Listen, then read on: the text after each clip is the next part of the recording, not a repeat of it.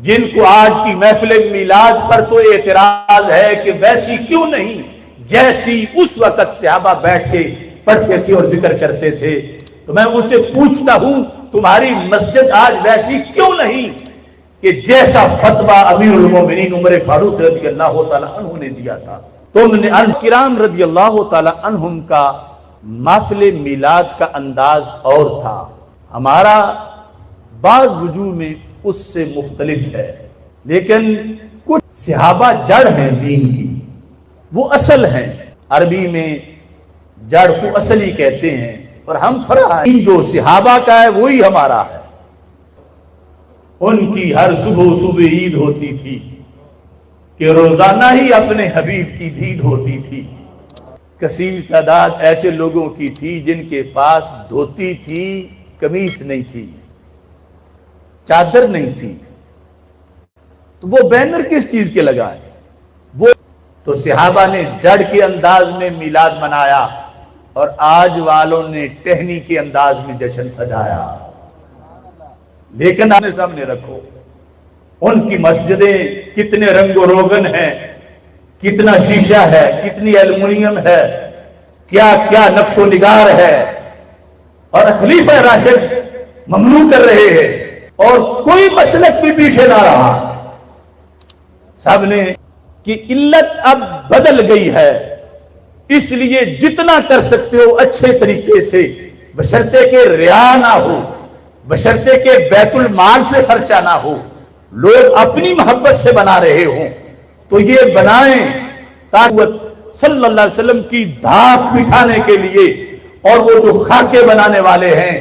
اور ختم نبوت کا انکار کرنے والے ہیں ان کا دل جلانے کے لیے اب خواہ وہ مختلف قسم کی زیبائش ہو یا مختلف قسم کی خوبصورتی کے انداز ہوں، یہ سارے ریا کے بغیر ہوں گے تو ان کو بدعت نہیں کہا جائے گا، اللہ کے ہاں انشاءاللہ ان کو کار ثواب تسلیم کیا جائے گا۔ میرا خطاب ان لوگوں سے ہے جن کو آج کی محفل میلاد پر تو اعتراض ہے کہ ویسی کیوں نہیں جیسی اس وقت صحابہ بیٹھ کے پڑھتے تھے اور ذکر کرتے تھے، تو میں ان سے پوچھتا ہوں تمہاری مسجد آج ویسی کیوں نہیں کہ جیسا فتویٰ امیر المومنین عمر فاروق رضی اللہ تعالیٰ عنہ نے دیا تھا؟ تم نے ان تحمرہ کی مخالفت کیوں کی، ان تصفرہ کی مخالفت کیوں کی، مسجد کے سارے انداز میں اس کے مخالف کیوں چلے؟ صحابہ کرام رضی اللہ تعالی عنہم کا محفل میلاد کا انداز اور تھا، ہمارا بعض وجوہ میں اس سے مختلف ہے، لیکن کچھ اختلاف شریعت میں تسلیم کیے گئے ہیں۔ صحابہ جڑ ہیں دین کی، وہ اصل ہیں، عربی میں جڑ کو اصل ہی کہتے ہیں، اور ہم فرع ہیں، ہم ٹہنی ہیں، ہمارا مسلک ایک ہے مگر حیثیتیں جدا جدا ہیں۔ دین جو صحابہ کا ہے وہی ہمارا ہے، لیکن ان کی حیثیت اور ہے، ہماری حیثیت اور ہے۔ ان کی ہر صبح عید ہوتی تھی کہ روزانہ ہی اپنے حبیب کی دید ہوتی تھی۔ جڑ کے اپنے تقاضے ہیں، جڑ نیچے جاتی ہے، ٹہنی اوپر آتی ہے، جڑ دبی ہوئی ہوتی ہے، ٹہنی ننگی ہوتی ہے، جڑ پہ پتے نہیں ہوتے، ٹہنی پتوں سے خالی نہیں ہوتی، اور آپس میں ان کا رابطہ ہوتا ہے۔ آج اسراف نہ ہو لیکن خوشی کے جائز طریقے جتنے ہیں اہل سنت جو کرتے ہیں، اس پر کوئی کہے کہ ہو یہی انداز ہمیں 12 ربیع الاول شریف کو مدینہ شریف میں دکھاؤ، تو بخاری شریف میں ہے ان میں سے تو کثیر تعداد ایسے لوگوں کی تھی جن کے پاس دھوتی تھی، قمیص نہیں تھی، چادر نہیں تھی، تو وہ بینر کس چیز کے لگائے؟ وہ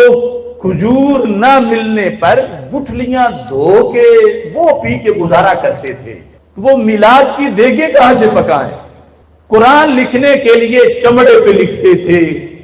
ہڈیوں پہ لکھتے تھے، پتھروں پہ لکھتے تھے، تو وہ میلاد کی جھنڈیاں کہاں سے لگائیں؟ ہاں، جو مقصد ان کا تھا وہی مقصد ہمارا ہے کہ رسول اکرم نور مجسم شفیع معظم صلی اللہ علیہ وسلم کی آمد پر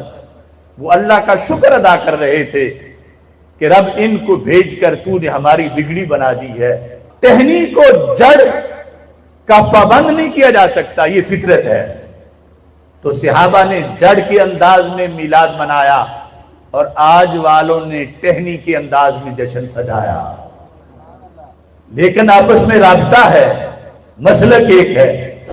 ورنہ ٹہنی جڑ سے کٹ جائے تو خشک ہو جاتی ہے۔ اس سلسلے کی ایک نظیر بیان کر کے اپنی گفتگو سمیٹتا ہوں۔ بخاری شریف میں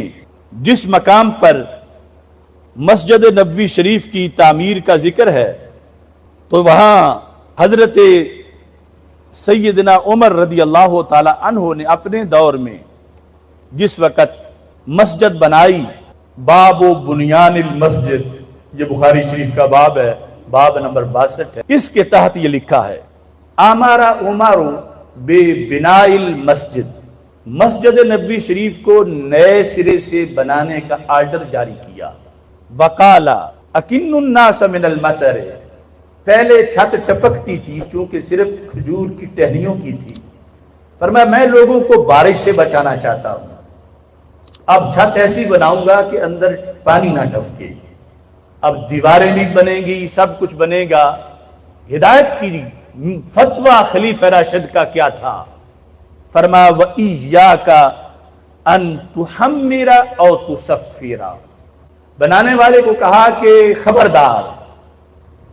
مسجد کے کسی حصے میں سرخ رنگ نہیں لگانا، کسی حصے میں زرد رنگ نہیں لگانا، یعنی مسجد میں نقش و نگار اور چونا گچ اور اس طرح کی رنگ و روغن اس کی ممانعت ہے، بچ کے رہو اس سے کہ تم ایسا کوئی کام کرو، خبردار کر دیا۔ اب یہ جو بخاری شریف میں خلیفہ راشد کا فتویٰ مسجد کے بارے میں ہے، ایسا کوئی فتویٰ محفل کے بارے میں تو نہیں ہے، خبردار محفل ایسی نہ بنانا۔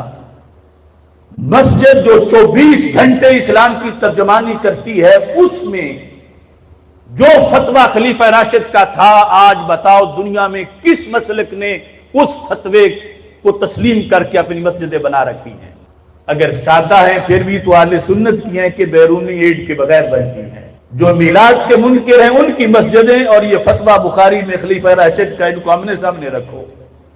ان کی مسجدیں کتنے رنگ و روغن ہیں، کتنا شیشہ ہے، کتنی ایلومینیم ہے، کیا کیا نقش و نگار ہے، اور خلیفہ راشد ممنوع کر رہے ہیں اور کوئی مسلک بھی پیچھے نہ رہا، سب نے مسجدیں آج خوبصورت بنا لی، جن میں تحمرہ بھی ہے، تصفرہ بھی ہے، بلکہ اس سے کہیں آگے اقسام کے نقش و نگار اور لکڑی کے کام ہیں۔ یہ تبدیلی کیا جو لوگوں نے مسجدوں میں کر رکھی ہے، کیا عذاب کے لیے کر رکھی ہے؟ ثواب کے لیے۔ میرا خطاب ان لوگوں سے ہے جن کو آج کی محفل میلاد پر تو اعتراض ہے کہ ویسی کیوں نہیں جیسی اس وقت صحابہ بیٹھ کے پڑھتے تھے اور ذکر کرتے تھے، تو میں ان سے پوچھتا ہوں تمہاری مسجد آج ویسی کیوں نہیں کہ جیسا فتویٰ امیر المومنین عمر فاروق رضی اللہ تعالیٰ عنہ نے دیا تھا؟ تم نے ان تحمرہ کی مخالفت کیوں کی؟ ان تصفرہ کی مخالفت کیوں کی؟ مسجد کے سارے انداز میں اس کے مخالف کیوں چلے؟ ہاں ہمارے پاس تو جواب ہے، اور وہی جواب ہمارا محفل میلاد میں بھی ہے۔ ان کے پاس کوئی جواب نہیں، ہمارے اکابر نے اس کا جواب دیا، اور اس کے لحاظ سے فتح الباری شرح بخاری ابن منیر نے کہا،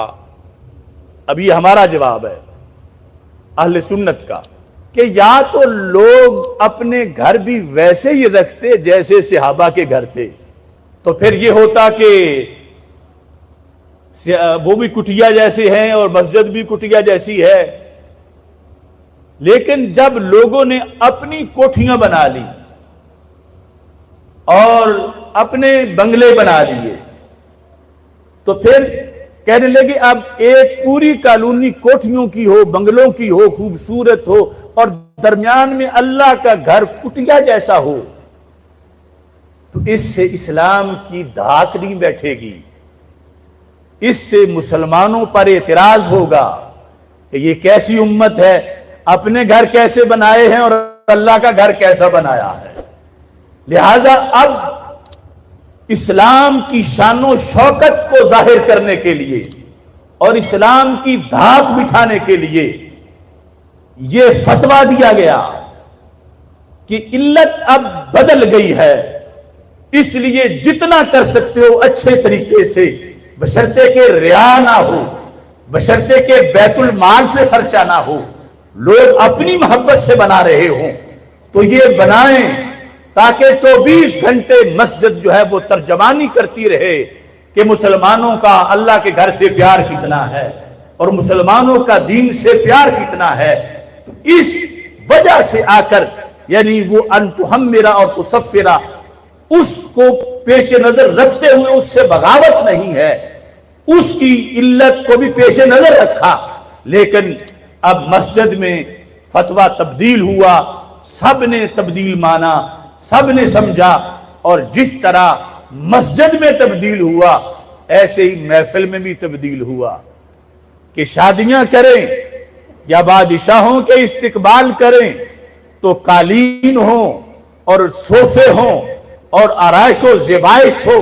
اور مختلف قسم کی زینت ہو، اور جب نبیوں کے سلطان کا تذکرہ کرنا بیٹھے تو پھٹی پرانی دریا ہو اور اس انداز کی صورتحال ہو، تو پھر اللہ نے انہیں تو وراء الورا شان دی ہے، لیکن یہ جو اہتمام کرنے والے ہیں ان کے عشق پہ اعتراض آ سکتا ہے، اور اس لحاظ سے دوسری امتوں کے مقابلے میں مسلمانوں پر اعتراض ہو سکتا ہے۔ لہذا شان نبوت صلی اللہ علیہ وسلم کی دھاک بٹھانے کے لیے، اور وہ جو خاکے بنانے والے ہیں اور ختم نبوت کا انکار کرنے والے ہیں